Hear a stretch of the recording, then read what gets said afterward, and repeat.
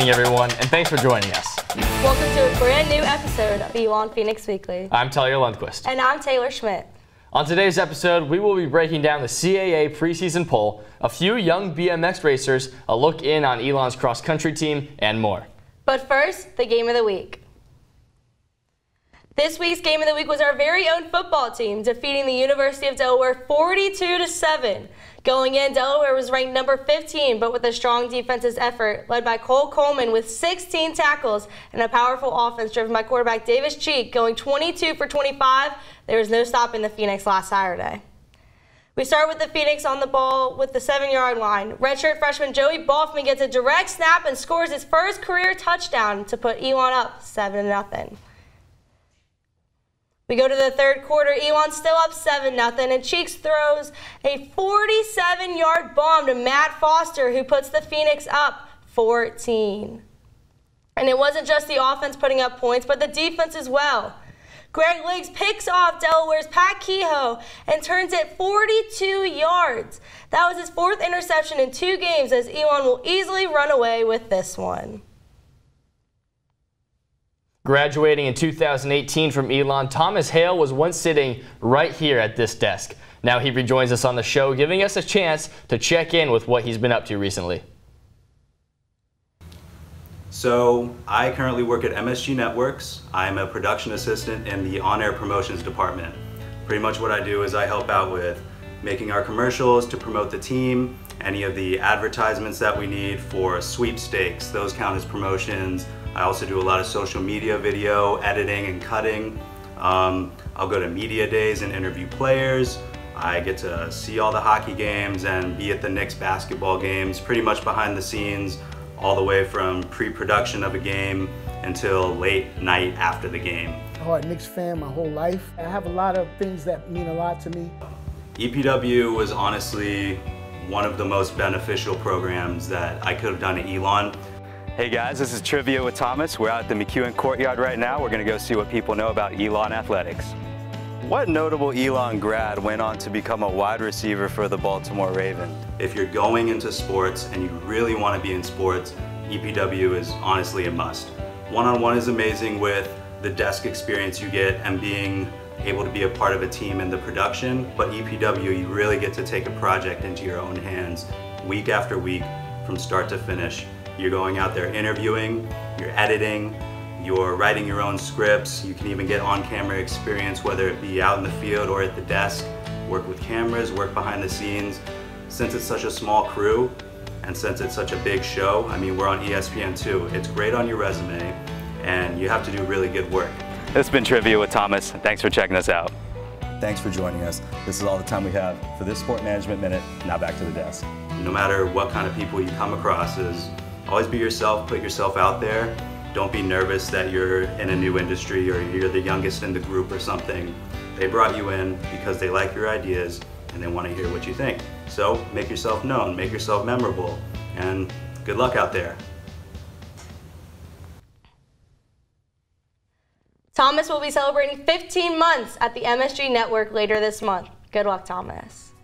When we come back, we have an exclusive interview with cross-country coach Kevin German. Stay tuned. Coming into college, I knew that I wanted to do some kind of journalism in broadcast capacity has to do with sports. I also come from a big sports family. Everyone else went to really big ACC schools, and I wanted that, but on a smaller scale, and Elon provided just that.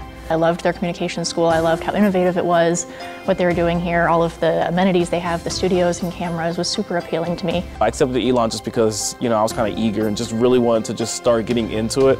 And Elon really gave me the best opportunity. I just got an email after I was accepted, and they said, hey, do you want to be part of the Maroon Sports Broadcasting cohort? And I said, yeah, of course. Being in the cohort taught me a lot of things that I didn't even know I didn't know or was even interested in. It gave a lot of really cool opportunities that I don't think I would have gotten without being in the cohort. I was really all in and doing really everything I could, and they really kind of jump-started me in getting the opportunities I wanted. I'm so glad I joined these organizations, not only to gain experience, but to gain friendships and also people that I can rely on and I know that I'll be working with in the future when we're all in the professional world. We understand the grind and the hustle of being a sports video person. So these are the people that I'll continue to be friends with after school and also that are going to help me in the professional realm. I think what Elon Sports Vision can do is give them a wide array of opportunities and show them all of the different possibilities that are available in the sports video world. A bigger school that's maybe more prestigious for sports broadcast, you would never get these opportunities because they're all professional guys or graduates that are trying to make it big and get to the next level. And so your underclassmen or your undergraduates don't have the opportunities that we're given here at Elon. I think Elon Sports Vision is, a place where really anyone can just come and have that passion be fueled. Welcome back to Elon Phoenix Weekly. Our cross-country teams were pretty successful last weekend as they visited Queen's University for the Royals Cross Country Challenge. The men's team was led by Aiden Tierney, who ran a season-best 24:33 in the men's 8K, finishing 16th overall in the race. The next best time for the men's team was Tamir Metwali with 26:13, followed by Kieran Ungmak with a 26:47. As for the women's team, they were led by Hannah Miller in the women's 5K with a time of 19:17. Shortly after, Grace DeLapa crossed with a 19:20, and Emily Smith was right on her heels with a 19:21. As a team, they finished 25th out of 63. Great work to our men's and women's cross-country teams, and we can't wait to see the results from this weekend's meet at East Carolina University. While the runners on the cross-country team have been crushing it on the course, their coach Kevin German has been succeeding off Elon's campus as well. For more on Coach German, we go to Emmanuel Tobe, who had the opportunity to catch up with Coach and learn about what he's doing to represent Elon on the national stage. Okay. Hello everyone, thank you for joining me. I'm here with Coach Kevin Germain. So, how's everything going? Great, yeah, thanks for having me. All right, so I want to talk about kind of an experience that you've had over the summer where, well, for a couple years now, I got a chance to represent the United States in the Pan American Games, track and field. So tell me, what was that experience like for you? Well, I get to interact with many of the best runners, throughout North America, Central America, South America, see different cultures. For me, probably the most unique thing is just interact with coaches that are just brilliant, been doing this for 20, 30 years longer than me. Learn from the best, get to see a great track meet, get to see different parts of the world, and so it's just kind of an amazing experience. I've been blessed to have been invited to do it for the last 3 years, and hopefully I've done a good job and keep it going and do it in future summers. But yeah, it's just great, especially, I've done it with the senior team and the junior team. I think I like probably even doing the junior team more. You just see these young kids that are just thrilled to put on that uniform and represent their country, and I feel the same pride that they do, and so just kind of being around that elation, representing something so big and monumental, it's a pretty amazing experience. Mm-hmm. And how would you say that your first experience as well as the past couple of experiences, how would you say that has changed and evolved your coaching style? Yeah, I think my coaching style is probably, I've been doing this for over 20 years, so it's pretty cemented, but I'm trying to just add in a new tool to my toolkit every single year, so I'm not reinventing my entire wheel. But every time I'm meeting with a new athlete, meeting a new coach, I'm trying to pick their brain, and for me, I'm just trying to find another tool or two, a way that I can find, maybe there's an athlete that I've coached that which is a little bit more difficult to find the right training programming or the right way to motivate them, support them. And so the more tools you get in your arsenal, the more diverse you become as a coach, and so hopefully you can develop more than the athletes that just naturally fit with your inherent personality or the experience you had as an athlete, and try to get more diverse in that. And so that's really what I'm trying to do on these experiences, trying to keep on asking questions and find new ways of doing new things as well. Mm-hmm. And we talk about doing new things. This year, Elon just competed in the cross-country tournament at Queen's University. Yep. What kind of did you take away from that event as you're preparing for the ECU cross-country event, as well as the CAA tournament that's coming up?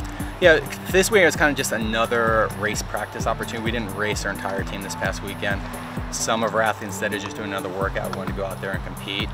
Main focus is try to go out there and run a lot of PRs, get a lot of people qualified for the CAA championships this upcoming weekend at ECU.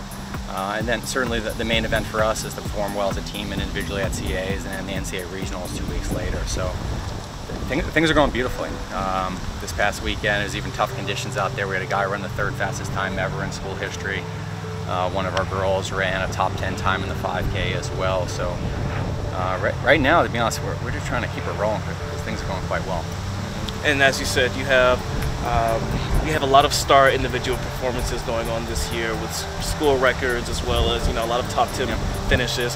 What are you telling your individual as well as your team about, the importance of, competing and doing well individually, but also playing as a team and making sure that the team qualifies and does well? Yeah, it's a good question. Probably maybe become a bigger component as we go into the CAA championships in terms of how aggressive you want to be to kind of, go after your best case scenario individually, but maybe you could kind of push too hard and then, go off the deep end, so to speak, and not be able to help the team. So it's definitely a balance, but we've been working on that balance all year. We're trying to, everyone wants to see what their best case scenario, but one of the things we always talk about, let's also strive to be good when we can't be great. And so we're not going to be all or nothing out there. We know that first and foremost, our goal is to try to score as few points for the team as possible, but we got to balance out with that. They also want to find, how fast, how good can I go out there at the same time, and so they kind of have maybe an A and B plan in every race, right? So they're going out there shooting for their A-level goal, but they got to know that if something doesn't quite as smoothly, quite as well, the B-level goal is the most important thing for the team. Okay. Coach, thank you for joining us for Elon Phoenix Weekly. Yeah, appreciate it. No problem. German completed his 2nd season as the head and assistant cross-country coach at Elon in 2018 and 2019. During his time with the Phoenix, he's guided 8 athletes to the All-Colonial Athletic Association cross-country accolades between the men's and women's programs, including an individual title for Coralie Gereniadis, the first individual conference title for the women's program at the Division I level. Now the cross-country season may be winding down, but in less than 2 weeks, tip-off for Elon men's basketball team. We now get the opportunity to be joined by one of our experts, Owen, who is going to be breaking down the CAA preseason poll. Owen, how's everything going? Fantastic. Thank you for having me on. Now, our men's team was voted by the league's head coaches to finishing 10th in the league, but the league's top 3 looks to be Hofstra, Charleston, and Northeastern, all over 300 points with the exception of Northeastern. What stands out from the top 3 teams of the ranking? Well, the first team that has to stand out is Hofstra. Hofstra dominated in CAA play last season, but they were not able to break through and win the CAA tournament. That's going to be the biggest storyline heading into this year. Can Hofstra get it done in the tournament and win it all? Next, we got the team that did win the tournament, the Northeastern Huskies. And the biggest storyline with them is they were ranked 3rd. Is that too low? Because this team went on a run all the way to the NCAA tournament, lost to the Kansas Jayhawks and played with them. They're a good team. Another good team is the Charleston Cougars. Charleston has a very strong defense, but they did graduate 4 seniors from last year's team. So a big question mark is going to be, do they have the pieces to play well defensively again this year? Now, looking at the rest of the preseason poll rankings, is there any potential for any of these teams to perform better than their given rankings? That team would have to be the Elon Phoenix for me. Mike Shiragi, a new coach coming in, he's had some success at Ohio State. That team went to the round of 32 back-to-back seasons, so it'll be interesting to see what he brings to the team, but definitely a team that I could see exceeding expectations. Switching over to the women's preseason rankings, Elon's women's team was ranked 8th in the poll. Holding the top spot is reigning CAA champion JMU. Can anyone top this team this year, and if so, how? Well, you mentioned it. JMU is absolutely ridiculous. They lit up the CAA last year, and they were led by 4 players that were able to make the All-CAA team.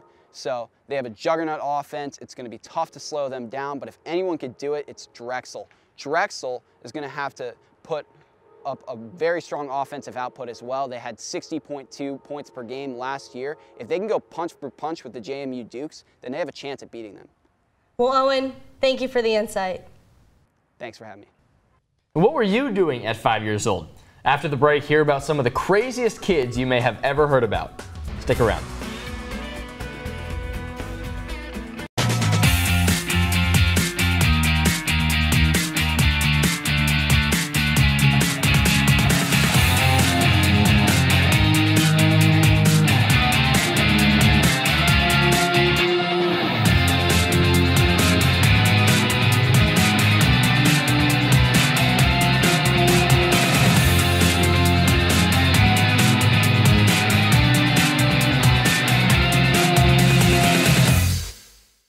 If I had to pick something that I'm taking from Elon, I want to take that can-do mentality. I don't think the world needs another person talking about how many problems we have. I think the world needs people who are going to go out there and do something about them.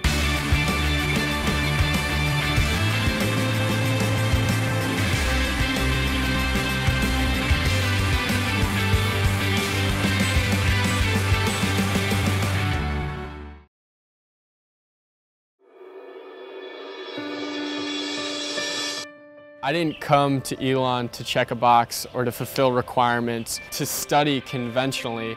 I came for the experiential components. I came for the people.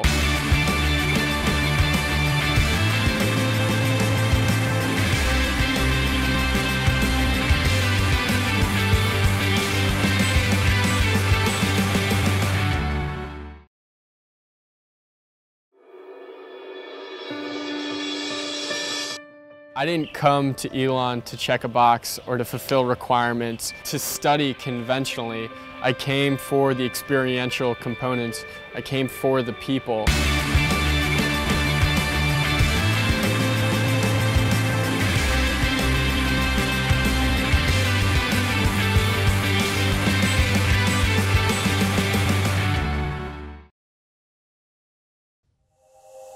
Welcome back to Elon Phoenix Weekly. Before the break, I asked you, what were you doing when you were a little kid? Me? I was running around in circles with little to no regard for competition. Competition? Are you kidding me? When I was little, all was about myself. So I was covering myself in Vaseline, jumping in my bed, painting the walls. My parents were so mad at me. I had greasy hair until I was 6. My parents were so mad. So mad. Well, clearly it's not from shampooing enough. Well, these two children have proven themselves as some of the most proficient BMX riders in the country for their age. Take a look at this special segment. My kids, like any other normal kids, you know, they have passions. They really, really enjoy to be active. They're just normal kids.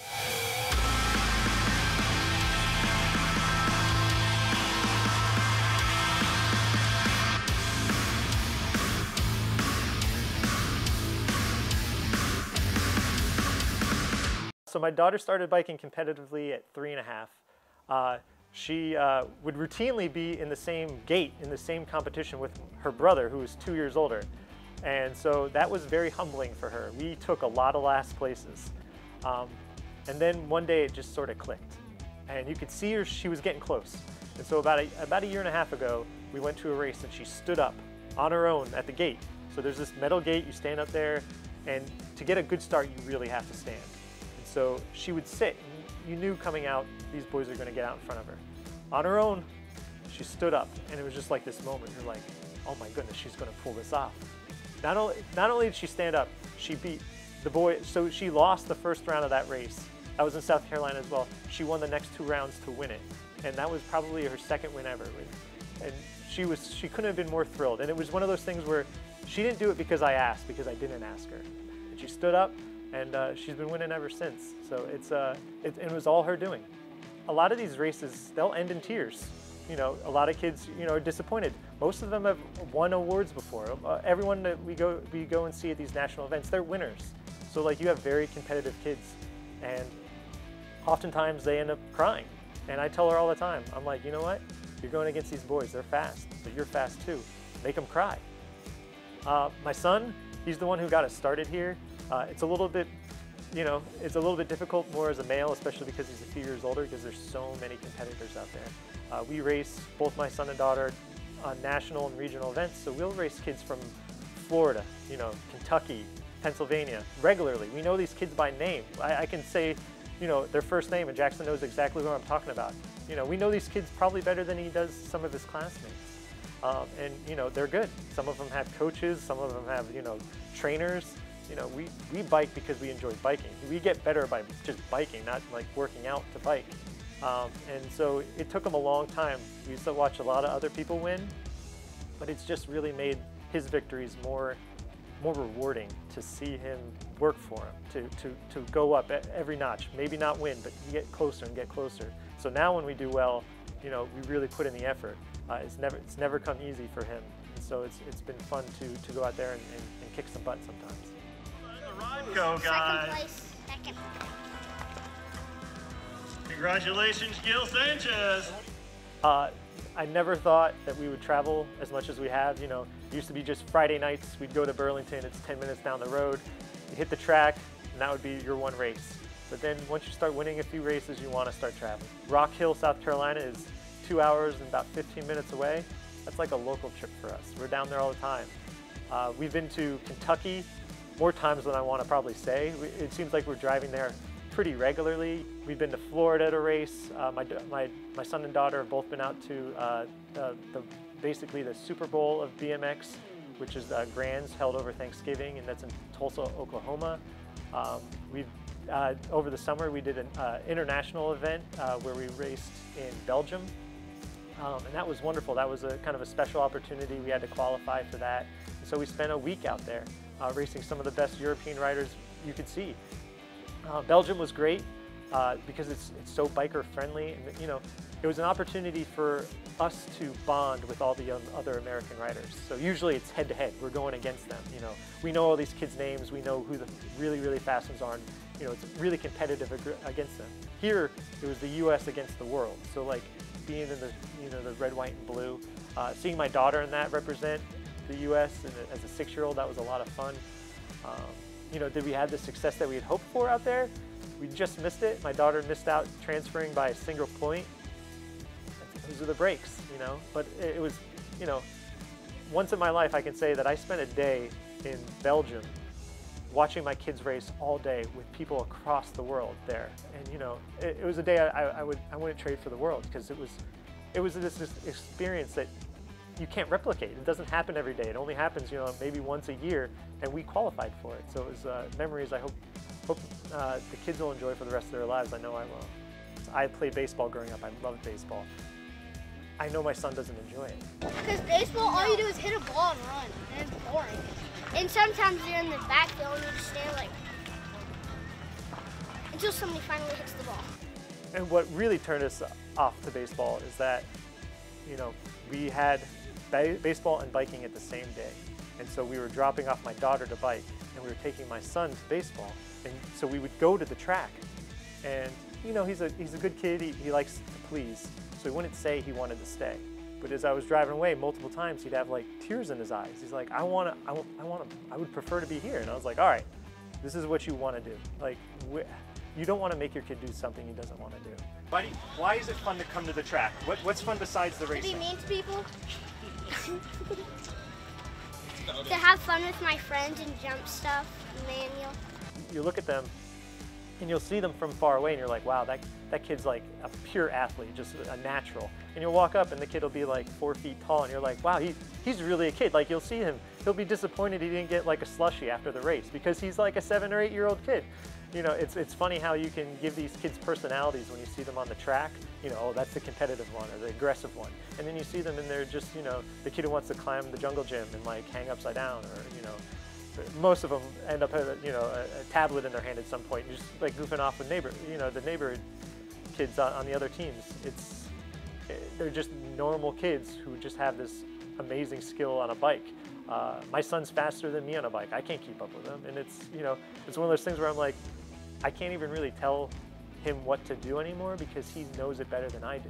It's amazing after a BMX race how many kids just immediately go to the swimming pool at the hotel. That's like the second favorite thing to do on the trip besides biking, is go to the hotel pool and swim with all your friends. And you know, they're just goofy kids. You might put that online this day. Yes, ma'am. Good.